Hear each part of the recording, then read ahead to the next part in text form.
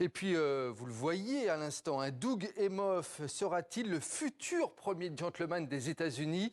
Une distinction qui serait inédite dans l'histoire du pays. Doug Emhoff, le mari de Kamala Harris, est désormais sous le feu des projecteurs. Mais qui est l'homme qui se cache derrière l'actuelle vice-présidente? Son portrait avec Antoine Joubeau. D'un rendez-vous à l'aveugle à peut-être premier gentleman. Ovationné à la convention démocrate, Douglas Emhoff, Dougie comme aime l'appeler Kamala Harris, révèle sa rencontre en 2013 avec la candidate. Après une réunion, un client m'a proposé un rendez-vous à l'aveugle. C'est comme ça que je me suis retrouvé avec le numéro de téléphone de Kamala Harris. Je l'ai appelée un matin à 8h30 et je lui ai laissé un message vocal.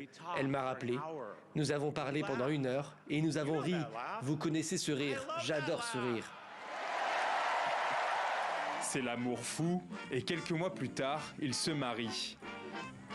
Né en 1964, Douglas Emhoff grandit près de New York avant de devenir avocat puis professeur de droit à l'université Georgetown à Washington. Premier second gentleman de l'histoire des États-Unis, il ne cache pas son origine religieuse. Dire qu'aujourd'hui je me tiens devant vous en tant que premier conjoint juif d'un président ou d'un vice-président des États-Unis et qui fête Hanouka ici, dans la maison du peuple. Douglas Emhoff se veut une voix contre les discriminations, notamment contre l'antisémitisme. Dernière action en date, début août, il se rend au siège de l'UNESCO à Paris. Là-bas, il annonce 2 millions de dollars d'aide pour un programme international sur l'enseignement de l'Holocauste et des génocides.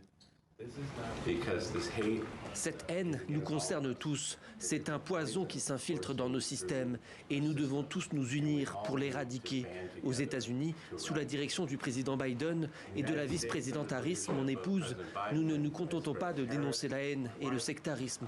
Nous agissons. Désormais en campagne aux côtés de sa femme, il tentera de peser sur l'élection, très certainement à grand renfort d'anecdotes personnelles et d'autodérision.